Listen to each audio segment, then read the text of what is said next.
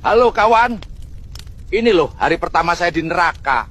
Ternyata gak begitu mengerikan.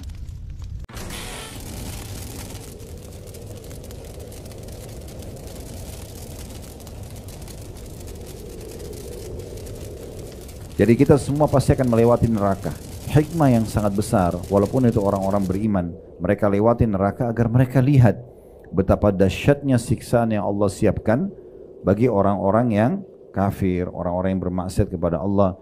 Jadi nanti pada saat masuk ke dalam surga, kita akan menilai luar biasa surga itu. Dan Ibnu Qayyim rahimahullah menyebutkan dalam buku beliau Hadil Arwah, di surga, di istana seorang mukmin itu akan ada satu pintu, di mana pintu itu dia bisa melihat ke neraka setiap saat. Dia nikmatin surganya semua, tapi ada satu pintu kalau dia buka dia bisa lihat neraka. Jadi dia bisa melihat siksaan-siksaan yang menimpa ada neraka. Maka dengan itu dia akan selalu mensyukuri bagaimana dia bisa masuk ke dalam surga.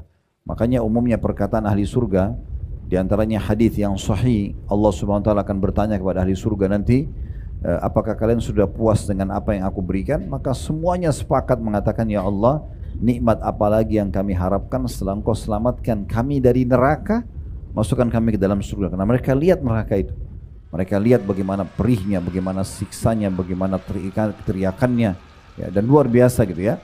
Sampai dalam beberapa riwayat berhubungan dengan masalah neraka itu, ahli neraka itu nanti akan terus disiksa dan non-stop, disiksa sampai hangus, sampai belang-belang, sampai rusak tubuh mereka. Lalu kemudian Allah utuhkan lagi kembali, pengutuhan kembali, penciptaan kembali, rusak-rusaknya organ-organ tubuhnya itu juga sudah sangat menyakitkan.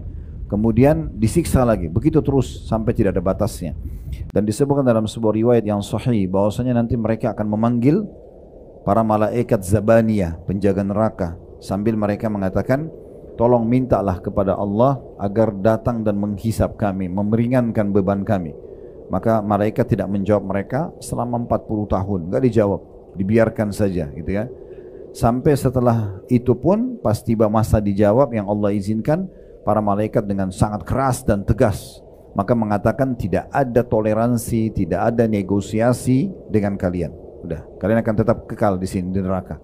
Lalu mereka memanggil Tuhan mereka dan Allah Azza wa Jalla tidak menjawab mereka seumur dunia.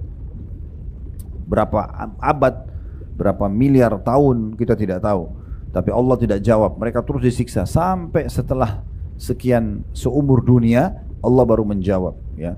Tinggallah kalian dalam neraka dalam kondisi terhina dan jangan pernah kalian bicara denganku. Allah punya sifat Ar-Rahmanur Rahim, Maha Pengasih, Maha Penyayang, tapi bagi ahli neraka tidak berlaku ini. Kenapa selama di dunia diberikan kesempatan untuk taubat tidak mau, diberikan ajaran untuk amal soleh tidak mau, gitu kan? Jadi orang-orang baik tidak mau maka dihukum.